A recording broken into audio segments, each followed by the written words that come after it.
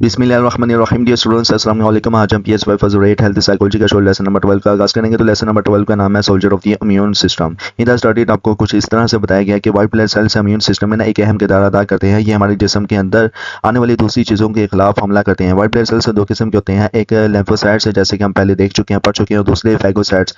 Phagocytes ऐसे सिवेंचर्स हैं जो जिस्म के अंदर पेट्रोल करते हैं, मतलब कि निगरानी करते हैं और एंटीजन्स को ना ढूंढ ढूंढ कर खा जाते हैं। ये ज़्यादा चूसे नहीं होते, देर आर नॉट चूसे, ये ज़्यादा चूसे नहीं होते। किसी भी शख्सियत वाली चीज़ को ना जो खून टिश्यूज या लिम्फेटिक सिस्टम में मिले, ये उसे ना ख़त्म करते हैं। फेजरॉन्स फैगोसाइट्स लंग्स में ना डस्ट या दूसरे प्रोटन्स जो हर सांस के साथ अंदर जाते हैं को कंज्यूम करते हैं। सिगरेट स्मोक से बड़े लंग्स को फैगोसाइट्स से साफ कर सकते हैं अगर स्मोकिंग छोड़ दी जाए तब, मगर अगर स्मोकिंग ज़्यादा की जाए तो फैगोसाइट्स जो है ना वो जल्दी जल्दी ख़त्म होना शुरू हो जाते हैं, यहाँ तक कि इनकी ना जगह भी नहीं रहती। इसके अलावा फैगोसाइट्स दो किस्म के होते हैं, एक मैक्रोफैगस जो टिश्यू से ना अटैच होकर ना वहाँ रहते हैं, और मोनोसाइट्स जो खून में ना सर्कुलेट करते हैं। ये चूसे नहीं होते, इसलिए ना ये नॉन स्पेसिफिक इम्यूनिटी का हिस्सा है। अच्छा, ये पेपर पॉइंट ऑफ व्यू से इंपॉर्टेंट है, फैगोसाइट्स की दो किस्में। इसके अलावा आगे है ये जैसे कि मैं बता रहा था कि ये चूसे नहीं होते और नॉन स्पेसिफिक इम्यूनिटी का हिस्सा होते हैं। तो ये किसी भी ना किस्म के एंटीजन पर ना रिएक्ट करते हैं। दो किस्म की स्पेसिफिक इम्यूनिटी होती है, एक सेल मेडिएटेड इम्यूनिटी और दूसरी है एंटीबॉडी मेडिएटेड ह्यूमरल इम्यूनिटी। आइए इन दोनों को समझते हैं और इनका दरमियान कैसा ताल्लुक है वो भी देखते हैं। सबसे पहले सेल मेडिएटेड इम्यूनिटी, और ये डायरेक्टली सेल के लेवल पर काम करती है। इस प्रोसेस के सोल्जर्स हैं लिम्फोसाइट्स होते हैं, जिन्हें टी सेल्स कहते हैं। इनका नाम इसलिए ऐसा है क्योंकि ना ये थाइमस में ना मेच्योर होती है। टी सेल्स की ना मुख्तलिफ किस्मों में ना हर किस्म का अपना अहम किरदार अदा होता है। हर हर किस्म में अपना एक अपना रोल है टी सेल का। तो नंबर 1 पे जो आगे टी सेल की नंबर फॉर्म है वो किलर टी सेल के नाम से, जो CD8 सेल्स भी कहलाती है। तो ये पेपर पॉइंट ऑफ व्यू से इंपॉर्टेंट है। अच्छा, ये जो किलर टी सेल्स या CD8 है ना, ये सीधा सीधा ट्रांसप्लांटेड टिश्यूज कंसीडर्स सेल्स और वो सेल्स जो एंटीजन से जैसे कि वायरसेस से ना पहले ही इन्वेड हो चुकी होती है ना को तबाह करती है। उसके बाद है मेमोरी टी सेल्स, पुराने इन्वेडर्स के याद रखती है। जब आपको पहली दफ़ा कोई इन्फेक्शन होता है जैसे कि मम्प्स, तो कुछ टी सेल्स को ना उस वायरस के बारे में इन्फॉर्मेशन मिल जाती है ताकि ना फ्यूचर में उसको पहचान सके। तो ये मेमोरी टी सेल्स खून या लिम्फिक में ना बहुत अरसे तक रहती है, यहाँ तक कि डिकेड्स तक रहती है। उसके बाद है delayed hyper sensitivity T cells, दो दो तरह के काम करती है। एक तो ये एलर्जीज जैसे पॉइजन्स में ना डिलेड इम्यून रिएक्शंस करती है, और दूसरा ये लैम्पोकाइंस नाम का ना प्रोटीन बनाती है जो दूसरी टी सेल्स को ना ग्रो और रिप्रोड्यूस करती है और इन्वेडर पर हमला करवाती है। उसके बाद है हेल्पर जो है ना हेल्पर टी सेल्स, जो CD4 के नाम से जानी जाती है। पेपर पॉइंट ऑफ व्यू से इंपॉर्टेंट है इसका नाम। तो वाइट ब्लड सेल्स से ना इन्वेशंस की रिपोर्ट लेती है और फिर स्पेलन और लैम्प नोड्स को ना सिग्नल करती है के लिम्फोसाइट्स को ना रिप्रोड्यूस करके ना हमला शुरू करें। ये सेल मेडिएटेड और एंटीबॉडी मेडिएटेड दोनों प्रोसेस में ना लिम्फोसाइट्स को एक्टिव करती है। सप्रेसर टी सेल्स की बात करें तो इन्फेक्शंस कम करती है, मतलब कि इन्फेक्शंस कम होती, जो पर मेडिएटेड और एंटीबॉडी मेडिएटेड इम्यूनिटी प्रोसेस को ना स्लो या स्टॉप करती है ये सेल सप्रेसर टी सेल्स। उसके बाद एंटीबॉडी मेडिएटेड इम्यूनिटी के बारे में बताया गया। तो antibody mediated immunity bacteria, fungus, protozoa और वायरस पर तब हमला करती है जब वो अभी तक बॉडी फ्लूइड्स में होते हैं और सेल्स को अंदर नहीं गए होते, तो तभी हमला करती है। ये प्रोसेस एंटीजेंस के ना सीधा टारगेट करती है, जबकि ना सेल मेडिएटेड प्रोसेस है जिसके ना इन्फेक्टेड सेल्स पर ना हमला करती है, जिस्म के ना इन्फेक्टेड सेल्स पर हमला करती है। इस प्रोसेस के ना सोल्जर्स को बी सेल्स कहते हैं। बी सेल्स प्लाज्मा सेल्स बनाती है जो एंटीबॉडीज बनाती है। इसके अलावा एंटीबॉडीज प्रोटीन्स होती है जिन्हें ना इम्यूनोग्लोबिन्स IG के नाम से ना जाना जाता है। ये इन्वर्टर के सरफेस पर ना चिपक के 3 तरह के काम करती है। तो ये पेपर पॉइंट से इंपॉर्टेंट है। IG मतलब क्या, इम्यूनोग्लोबिन्स। तो 3 तरह के काम करती है। नंबर 1 पे है इन्वर्टर को ना स्लो करती है ताकि ना फाइगोसाइट्स है ना उसे डिस्ट्रॉय कर सके। और दूसरा है ये है कि दूसरे प्रोटीन सब्सटेंसेस को ना बुलाकर ना इन्वर्टर का मेम्ब्रेन पंचर करके ना उसे ना फाड़ने पर मजबूर करती है। नंबर 3 पे है न्यू इन्वर्टर्स को ना पहचान करना मेमोरी बी सेल से बनाती है जो फ्यूचर में ना वैसे ही काम करती है जैसे कि मेमोरी टी सेल से करती है। उसके अलावा रिसर्चर्स ने ना एंटीबॉडीज के ना जो पहचान की है वो 5 किस्म की एंटीबॉडीज से पहचाने। नंबर 1 पे है IgG, नंबर 2 पे IgM, और नंबर 3 पे IG, और नंबर 4 पे IgD, और नंबर 5 पे है IG।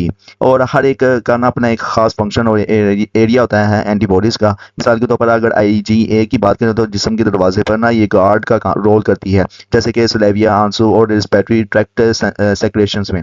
इसके अलावा defending the body with in the immune system की बात करें तो इसमें बताया गया है कि अब जब हम इम्यून सिस्टम के सोल्जर्स और उनके वेपन्स से देख चुके हैं, तो चलिए अब देखते हैं कि ये सब मिलकर जिस्म के कैसे डिफेंड करते हैं। बीमारियों से बचाव का ना एक हिफाजती सिलसिला चलता रहता है। हम शुरू से ना देखते हैं कि जब कोई इन्वाइटेड जिस्म में दाखिल होने की कोशिश करता है, तो आपके जिस्म की पहली हिफाजती लाइन जो है ना वो शुरू हो जाती है।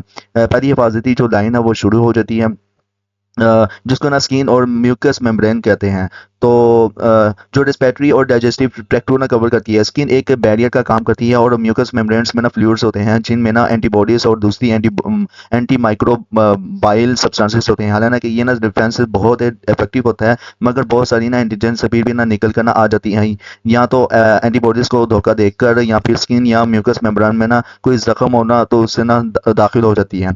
इसके अलावा जब कोई एंटीजन से ये बैरियर क्रॉस कर लेती है, तो वो जिस्म की ना दूसरी हिफाजती line, second line of defence में ना सामना करती है, जो नॉन स्पेसिफिक और स्पेसिफिक इम्यून प्रोसेस पर ना मुश्तमिल होती है। आपके खून और टिश्यूज में ना फाइगोसाइट्स हर किस्म की इन्वाइटर्स को ना अटैक करके ना कंज्यूम कर लेते हैं। फाइगोसाइट्स का एक और अहम काम ये भी होता है कि ये एंटीजन एंटीजन को ना बी सेल्स और हेल्पर टी सेल्स के सामने ना पेश करता है, जैसे कि ये तुम्हारा दुश्मन है, इसको मारो ढूंढ ढूंढ कर। तो बी सेल्स को ना पैगाम का जवाब देती है, और हेल्पर टी सेल्स से ना मिलकर प्लाज्मा सेल्स बनाती है। तो बी सेल्स किससे हेल्प लेता है? हेल्पर टी सेल्स से लेता है। तो पेपर पॉइंट भी इंपॉर्टेंट है। जो जरूरत की ना एंटीबॉडीज बनाती है। फाइगोसाइट्स के ना किरदार तब ज्यादा अहम होता है जब एंटीजन न्यू होता है, और जिसमें ना इस चीज के लिए ना कोई मेमोरी बी सेल्स नहीं होती। बॉडी फ्लूइड्स में ना एंटीबॉडीज माइक्रो ऑर्गेनिज्म के साथ चिपक कर ना फाइगोसाइट्स और दूसरे प्रोटीन सब्सटेंसेस की मदद करती है, जो इन्वाइटर्स को मार सकती है। इसके अलावा जो एंटीजन निकल कर बॉडी सेल्स में ना घुस जाते हैं ना, तो वो तीसरी हिफाजती लाइन, थर्ड जो है ना, वो लाइन में दाखिल हो जाते हैं। तो थर्ड हिफाजती लाइन का ना सामना करते हैं, जहां किलर टी सेल्स और इन्वाइटेड सेल्स के तबाह कर देते हैं। फाइगोसाइट्स अक्सर ना ये प्रोसेस इनिशिएट करते हैं एंटीजन को टी सेल्स के सामने पेश करके, जैसे कि हम पहले देख चुके हैं। ये तब ज़्यादा ज़रूरी होता है जब एंटीजन न्यू और जिस्म में इस सब्सटेंसेस के लिए कोई मेमोरी टी सेल्स ना हो। जब इन्वेंशन से ख़त्म होती है, suppressor T cells cell mediated और एंटीबॉडी मेडिएटेड इम्यून रिस्पॉन्स को ना स्लो कर देती है। खून और लाइम्फ में ना मेमोरी भी और टी सेल्स रह जाते हैं, जो फ्यूचर में ना वैसे ही इम्यून रिस्पॉन्स इनिशिएट कर देते हैं अगर वही एंटीजन फिर से जिस्म में आता है तो फिर। इसके अलावा इसमें जो है ना आगे जो है लेस देन ऑप्टिमल डिफेंस के बारे में बताया गया। तो इसमें कुछ इस तरह से बताया गया कि अगर हमारी इम्यून सिस्टम हमेशा बिल्कुल ठीक काम करता है ना, तो हम कम बीमार होते हैं, मगर हमारी डिफेंस हर वक्त पूरी तरह काम नहीं करती है। डिफेंस मैकेनिज्म जो है ना वो पूरी तरह काम नहीं करता बॉडी का। तो हम कमज़ोर क्यों हो जाते हैं, और किस तरह से ना हमारी डिफेंसेस कमज़ोर हो जाती हैं। इम्यून सिस्टम की इफेक्टिवनेस ज़िंदगी के ना हर मरहले में ना बढ़ती रहती है। बचपन में ना इम्यून सिस्टम जो है ना बचपन में इम्यून सिस्टम बचपन में ना इम्यून सिस्टम बेहतरीन होता है, और बुढ़ापे में ना कमज़ोर हो जाता है। न्यू बॉर्न्स दुनिया में ना बहुत कम इम्यून डिफेंस के साथ आते हैं। मिसाल के तौर पर इनके पास ना सिर्फ एक किस्म की एंटीबॉडी होती है, जो कि ना आईजी के नाम से होती है। तो जो उनकी माँ से ना प्लेसेंटा के जरिए ना मिलती है। अगर बच्चे को दूध पिलाया जाता है ना, तो उसको ना माँ के दूध से ना एंटीबॉडीज मिल जाती है, खासकर आईजीए। तो आईजीए जो है ना वो एंटीबॉडी माँ के दूध से मिलती है। तो पेपर बॉडी भी इंपॉर्टेंट है। तो बचपन का ना शुरू में ना मतलब कि अर्ली इन्फेंसी, तो बचपन के शुरू में ऐसे बच्चे जो एडवांस सोसाइटीज़ में रहते हैं, उनके ना इम्यूनाइजेशन का जो शेड्यूल है ना शुरू हो जाता है। जैसे कि वैक्सीन दिए जाती हैं बच्चों को, ज़्यादा वैक्सीन में ना डेड या डिसेबल्ड डिजीज माइक्रो ऑर्गेनिजम्स होते हैं, जो जिस्म के ना इम्यून रिस्पॉन्स इनिशिएट करने पर ना मजबूर करते हैं, और मेमोरी लिम्फोसाइट्स बना देते हैं बगैर असली बीमारी का शिकार बनाए। बचपन में ना इम्यून सिस्टम से तेज़ी से ना डेवलप होता है, इसलिए ना जैसे जैसे बच्चे बड़े होते हैं ना, स्कूल से ना बीमारी की वजह से ना छुट्टियाँ भी कम होती हैं बच्चों की। इसके अलावा अडल्सन और अडल्टहुड के दौरान ना इम्यून सिस्टम अच्छी तरह काम करता है, मगर जब लोग बुढ़ापे की तरफ जाते हैं ना, तो सिस्टम की इफेक्टिवनेस कम हो जाती है। हालांकि टी सेल्स, बी सेल्स और एंटीबॉडीज़ की ओवरऑल जो है ना तादाद कम नहीं होती, मगर उनकी ना पोटेंसी कुव्वत जो है ना वो कम हो जाती है। जो बुजुर्ग हजरात हैं ना, उनके टी सेल्स और बी सेल्स से कमज़ोर होते हैं, और एंटीजन पर रिएक्ट करने में ना सुस्त होते हैं, जिससे ना लिम्फोसाइट्स और एंटीबॉडीज़ का ना प्रोडक्शन भी कम होती है। अनहेल्थी लाइफस्टाइल्स की बात करें, तो अनहेल्थी अनहेल्थी लाइफस्टाइल जैसे कि सिगरेट स्मोकिंग और सेडेंटेरिनेस बहुत कम हरकत से ना इम्यून सिस्टम की फंक्शंस बहुत ज़्यादा ना कमज़ोर हो जाती है। पूरा न्यूट्रिशंस भी ना इम्यून फंक्शंस को ना कमज़ोर कर देती है। मिसाल के तौर पर अगर आपकी डाइट में ना विटामिन की कमी होती है ना तो फंक्शंस तो लिम्फोसाइट्स और एंटीबॉडीज से ना कम प्रोड्यूस होती है। जबकि ना आपकी इम्यून सिस्टम अच्छी तरह काम कर रहा होता है तो ये फॉरेन मैटर पर हमला करती है और जिस्म की हिफाजत करती है, मगर कभी कभी ना ये प्रोसेस गलत हो जाता है। इसके अलावा और इम्यून रिस्पॉन्स से जिस्म के ना उन हिस्सों पर हमला कर देती है जिनको ना वो हिफाजत करने के लिए ना बना होता है। ऐसे डिसऑर्डर्स को ना ऑटो इम्यून डिजीजेस कहते हैं। इन बीमारियों में से ना एक रियूमेटॉइड आर्टरीज है जो जिसमें ना इम्यून रिस्पॉन्स जिस्म के पॉइंट्स की टिश्यूज और हड्डी पर हमला करता है जिससे ना दर्द और सूजन होती है।